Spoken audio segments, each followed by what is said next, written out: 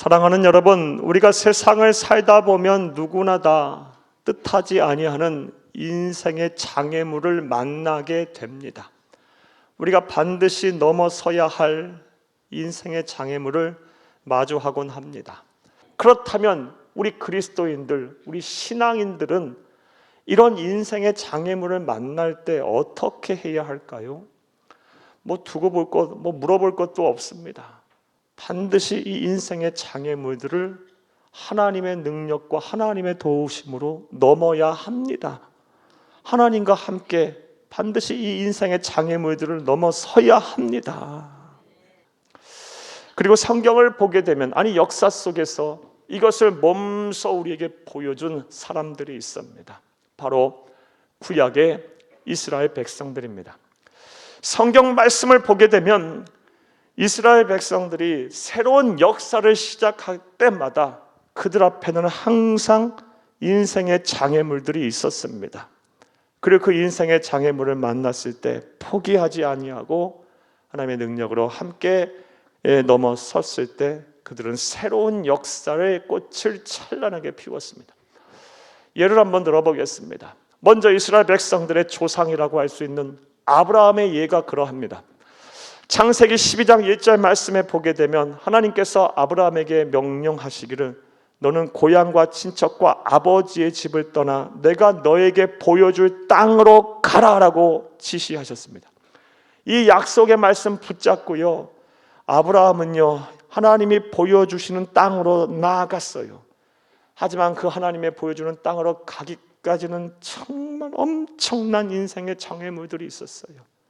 천신만고 끝에 포기하지 아니하고 하나님이 보여주신 땅으로 가자 비로소 하나님께서는 그를 믿음의 조상의 반열로 올리셨고 그들의 후손을 통해서 온 인류를 구원할 예수 그리스도가 오게 하셨고 인류의 역사를 새롭게 바꾸는 구속사의 역사를 시작하셨어요. 또한 모세와 출애굽한 이스라엘 백성들도 마찬가지입니다.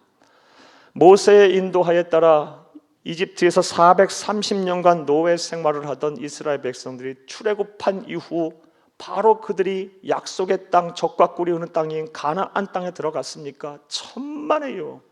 그들을 기다리고 있었던 것은 검고 푸른 죽음의 바다인 홍해가 그들을 기다리고 있었어요.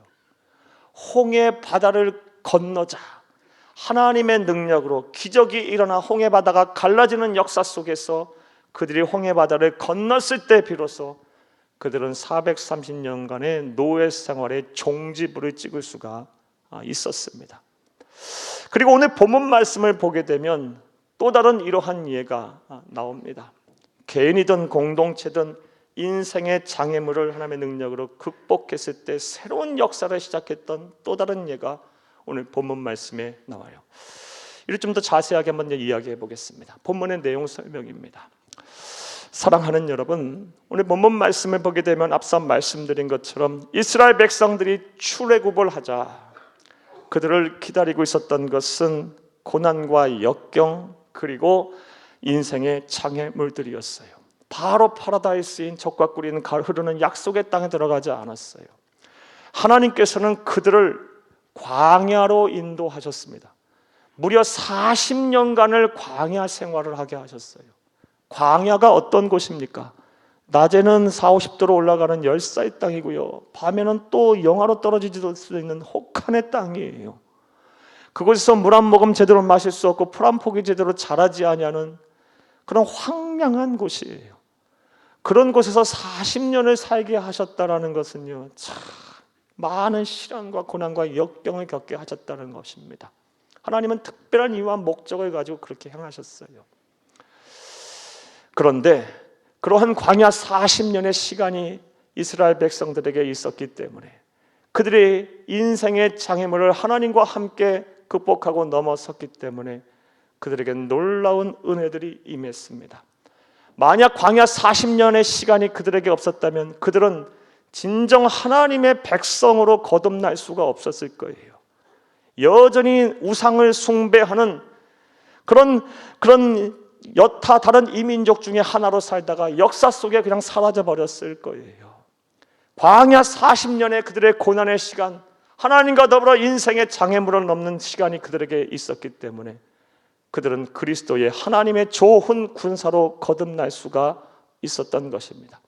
그렇게 40년간의 광야에서의 훈련이 끝난 이후 드디어 시간이 되자 하나님께서 모세의 뒤를 이어 여호수아라는 인물을 이스라엘 백성을 이끌 지도자로 세우셨습니다. 그리고 여호수아의 지도하에 이스라엘 백성들은 드디어 하나님께서 약속하신 땅인 가나안 땅 정복을 시작합니다.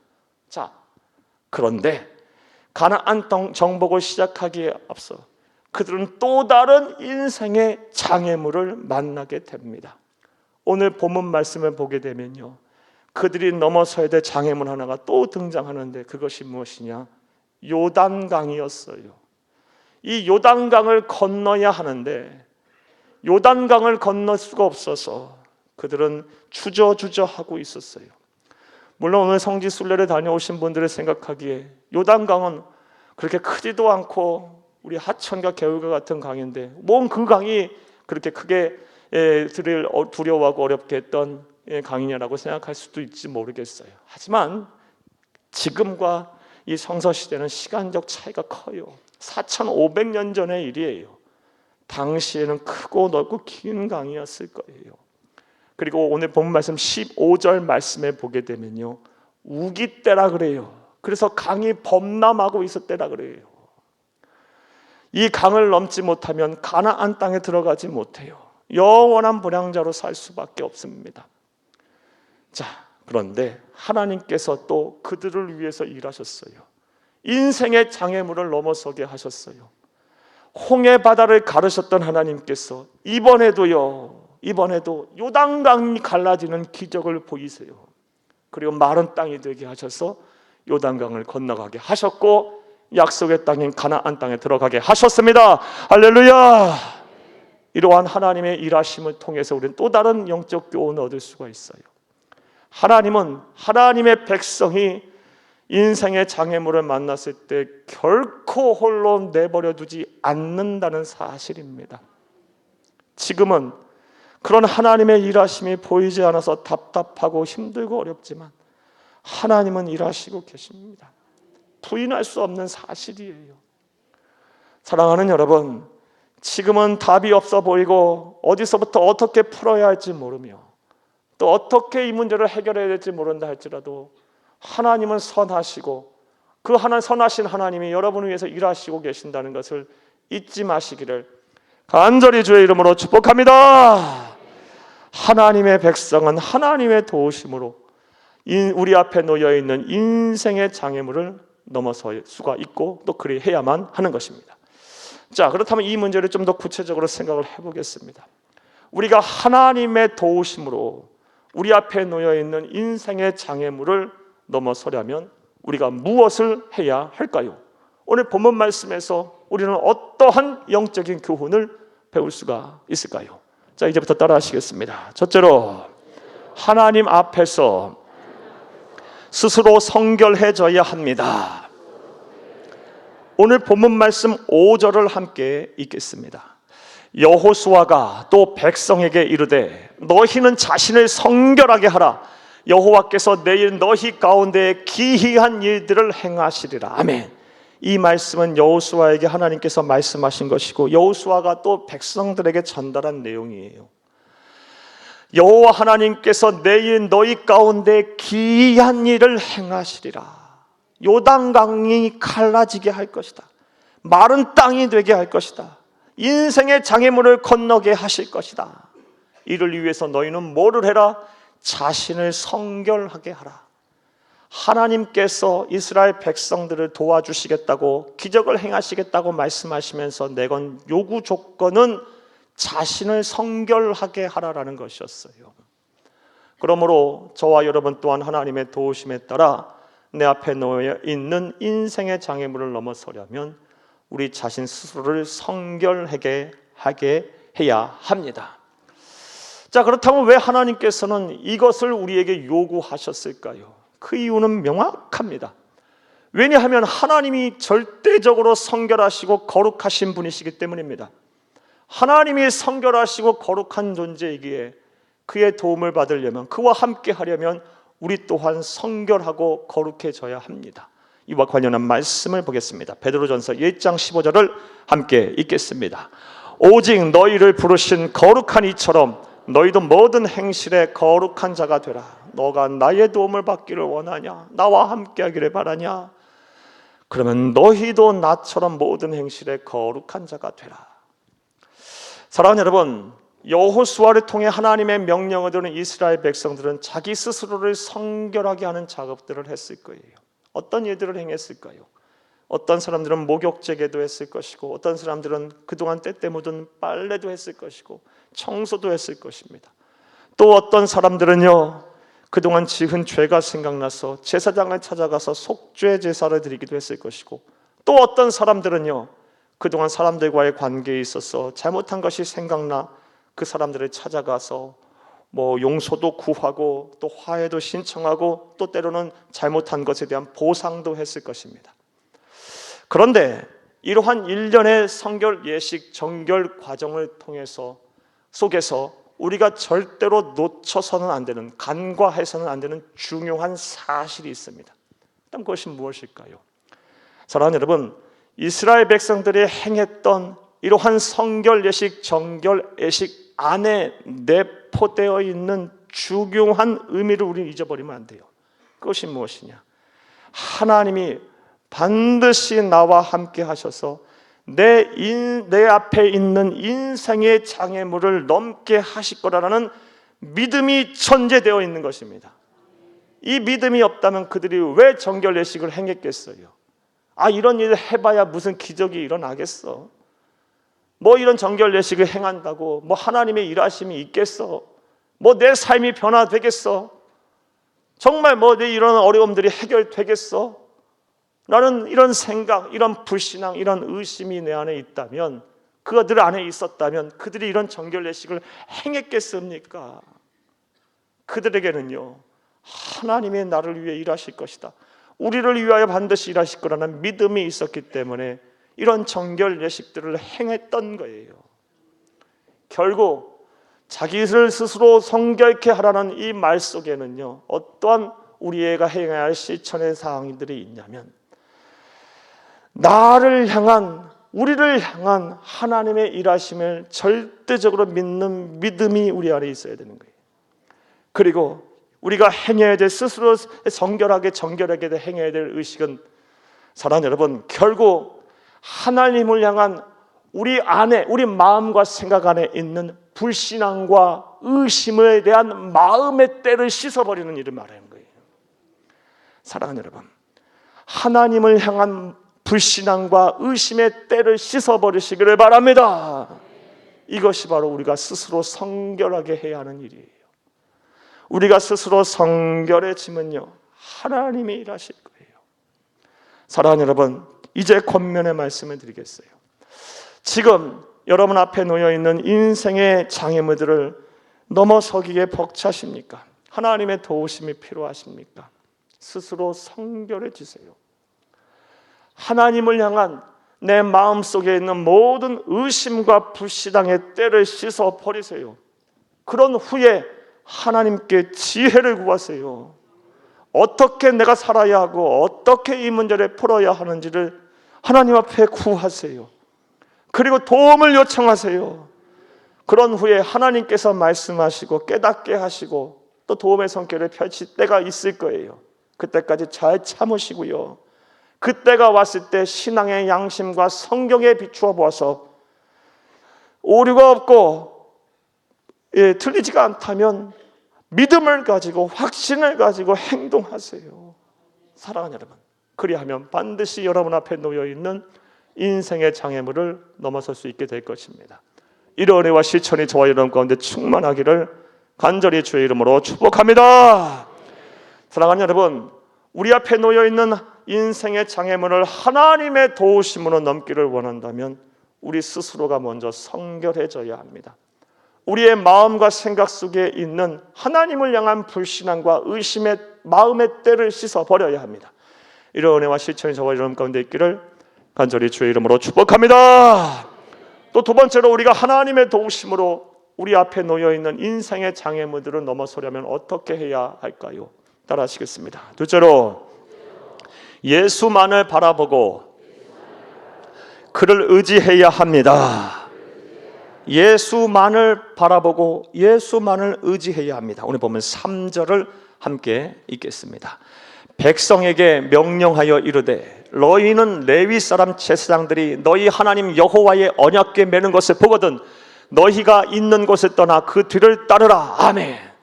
하나님께서 이스라엘 백성들에게 요단강을 건너가는 기적을 행하시겠다고 말씀하시면서 내건 또 다른 조건은요, 레위 사람 제사장들이 언약궤를 메고 갈 때 그것을 보고 따라가라라는 것이었어요. 언약궤를 메고 따라가라. 그러면 기적이 일어날 것이다. 실제 오늘 본문 말씀 14절에서 17절 말씀을 보게 되면 언약궤를 맨 제사장들이 요단강에 발을 담그는 순간에요, 기적이 일어나서 요단강이 갈라지는 역사가 일어납니다. 이 말씀 보겠습니다. 14, 17절을 함께 읽겠습니다. 백성이 요단을 건너려고 자기들의 장막을 떠날 때에 제사장들은 언약궤를 메고 백성 앞에서 나아가니라. 요단이 곡식 거두는 시기에는 항상 언덕에 넘치더라.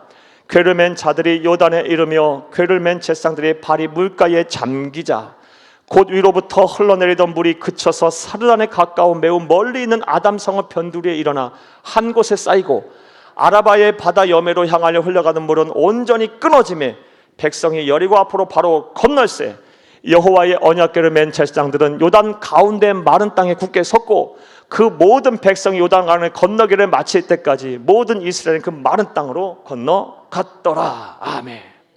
하나님께서 요구하신 조건은요, 뭐다? 언약궤를 보고 따라가라라는 거였어요. 그러면 내가 기적을 베풀어서 요단강을 마르게 하겠다, 인생의 장애물을 건너가게 하겠다라고 말씀하셨어요. 자, 그렇다면 우리 또한 언약궤를 보고 따라가야 할 텐데 언약궤는 무엇이고 그것이 상징하는 바는 무엇이며 또 오늘날 우리가 이 언약궤를 보고 따라가다라는 말의 의미는 무엇일까요? 먼저 언약궤부터 설명을 드릴게요. 언약궤는 법궤라고도 하고요, 출애굽기 말씀을 보게 되면 하나님께서 출애굽한 이스라엘 백성들이 잠깐 이 시내산이라는 곳에 머물 때 하나님께서는 모세에게 명령하여 언약궤 법궤를 만들라고 말씀하셨어요. 만드는 과정은 다음과 같아요. 하나님께서는 특별히 좋은 목재를 가지고 만들라고 하지 않으셨고요, 광야에서 어디서나 주술 수 있고 떠도는 조각목을 가져다가 만들라고 하셨어요. 조각목을 만들되 이 가로로는 2.5 큐빗 그리고 폭으로는 1.5 큐빗 높이로는 1큐빗에 해당하는 사이즈로 제작을 하라고 말씀하셨어요. 여러분, 어느 정도라고 생각하시면 되냐면요, 사과 궤짝보다 조금만 더 크면 돼요.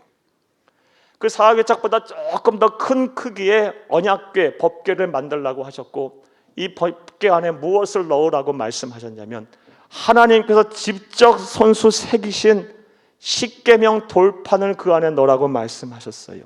또한 광야 40년 동안 하나님의 은혜로 그들이 먹었던 만나를 담아놓은 항아리를 그 안에 넣으라고 말씀하셨고요, 세 번째로 아론의 쌍난 지팡이, 완전히 죽어서 빳빳하게 마른 나무가 하나님의 기적과 능력으로 새순이 돋았어요. 이 쌍난 지팡이, 하나님의 기적과 상징인 이 쌍난 지팡이, 이 세 가지 성물을 법궤 안에 넣고 그것을 봉한 이후에 금으로 둘러싸라고 말씀하셨어요. 이게 법궤 언약궤예요. 자, 그렇다면 이 법궤 언약궤가 상징하는 의미가 무엇일까요? 법궤 언약궤가 상징하는 바는 크게 두 가지예요. 먼저 살아계신 하나님의 임재를 상징합니다. 법궤가 있는 곳은 하나님의 살아계신 하나님이 임하신 곳이었어요. 이 법궤를 성막 안에 지성소 아래 안치시켰고요, 이스라엘 백성들은 지성소 안에 있는 법궤를 보면서 하나님이 우리와 함께 하시는구나, 살아계신 하나님이 지금 우리와 함께 하시는구나를 확신했어요. 이 언약궤 법궤의 또 다른 상징적인 의미는 하나님의 언약의 말씀을 상징해요. 그래서 언약궤라고 부르는 거예요. 그 안에는 십계명이 있어요. 이것을 지키는 자에게 복을 주시겠다는 언약의 말씀이 있고요. 만날에 담은 항아리가 있어요. 하나님께서 네가 광야 40년 아니 평생의 평생 아니 영원토록 내가 너를 지키시고 보호하고 함께하겠다라는 그 언약의 축복을 증표하는 성물이 안에 있고요. 기적을 행하면서까지 내가 너와 함께하겠다는 언약의 증표인 아도네 쌍난 지팡이가 있어요. 이 법궤는 언약의 말씀을 상징하는 거예요. 따라서 이스라엘 백성들에게 요단강을 건널 때 언약궤를 보고 따라가라는 말씀은요, 살아계신 하나님을 바라보라는 말씀이고, 하나님, 그 살아계신 하나님께서 약속하신 약속의 말씀을 믿으라는 것입니다. 너와 네 후손에게 이 땅을 줄 것이다. 지금은 당장 요단강이라는 이 인생의 장애물이 있지만 이것 좀 건너게 하시고 쉽게 건너게 하시고 반드시 그 땅을 너에게 줄 거라는 언약의 말씀을 믿고 의지하고 바라보라는 것입니다. 이건 구약의 이제 언약의 말씀이고요. 신약 시대를 사는 우리에게는 이 언약궤를 보고 따르라는 말씀을 어떻게 적용해야 할까요? 사랑하는 여러분, 언약궤가 상징하는 첫 번째 의미가 살아계신 하나님의 임재라 그랬어요. 살아계신 하나님, 임재하시는 하나님, 누구를 예표할까요? 우리 구주 예수님을 말해요. 그리고 예수님은 어떤 분이십니까? 진리의 말씀이에요.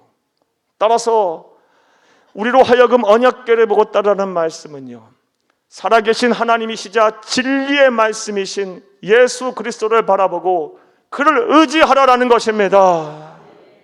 사랑하는 여러분, 이제 권면의 말씀을 드릴게요. 지금 인생의 장애물을 넘어서야 하십니까? 그럴 때일수록 더욱 예수님만을 바라보세요. 예수를 의지하세요. 사람의 소리를 닫으세요. 사람의 소리를 자꾸 듣고 사람을 자꾸 바라보게 되는 순간부터는요, 여러분의 마음이 크게 상하게 될 거예요. 사랑하는 여러분, 구속하신 우리 주 예수를 자꾸 바라보고요, 거기에 소망을 두며 여러분의 마음과 생각을 잘 지켜내세요. 예수가 어떤 분이십니까? 예수는 저와 여러분보다 더 저와 여러분을 우리를 사랑하시는 분이에요. 저와 여러분보다 더 우리를 잘 아시는 분이십니다. 그분은 모든 것을 아시고 모든 것을 하실 수 있는 전지전능하신 하나님이십니다. 그런 분이 지금 무엇을 하고 계신답니까? 로마서 8장 34절 말씀에 보게 되면 예수님께서 지금 하나님 보좌 우편에서 나를 위하여 기도하고 계신답니다. 이 말씀을 좀 보겠어요. 로마서 8장 34절을 함께 읽겠습니다. 누가 정죄하리요? 죽으실 뿐 아니라 다시 살아나신 이는 그리스도 예수시니 그는 하나님 우편에 계신 자요 우리를 위하여 간구하시는 자시니라. 아멘. 우리를 위하여 지금 기도하고 계세요. 사랑하는 여러분, 나보다 너를 더 잘 알고 나보다 너를 더 사랑하시는 분이 나를 위해 기도한다면 얼마나 간절하게 기도하시겠어요? 얼마나 구구절절하게 제대로 기도하시겠습니까? 사랑하는 여러분, 따라서 지금 인생의 장애물을 건너야 하는데, 넘어서야 하는데 나 혼자서 이 짐을 떠안아야 한다라고 여러분 착각하지 마세요. 우리 주 예수님이 지금 함께 기도하시면서 함께 고통스러워 하시면서 함께 그 장애물을 넘어서려 하고 계세요. 이 예수를 바라보세요. 의지하세요. 그리고 지금 순간에 절망하고 낙심하지 마시고 소망을 잃지 마시기를 간절히 바랍니다. 잘 참고 견디시고요, 하나님께 지혜를 구하시고 구하시는 대로 하나님이 주시는 그 지혜를 가지고 여러분이 하실 수 있는 일을 신앙의 양심과 성경에 견주어 보며 사랑하는 여러분 잘 행하시기를 바랍니다. 반드시 하나님께서, 예수님께서 저와 여러분과 함께 하셔서 인생의 장애물을 넉넉하게 건너게 하실 것입니다. 이런 은혜와 축복이 여러분께 속히 오기를 간절히 주의 이름으로 축복합니다.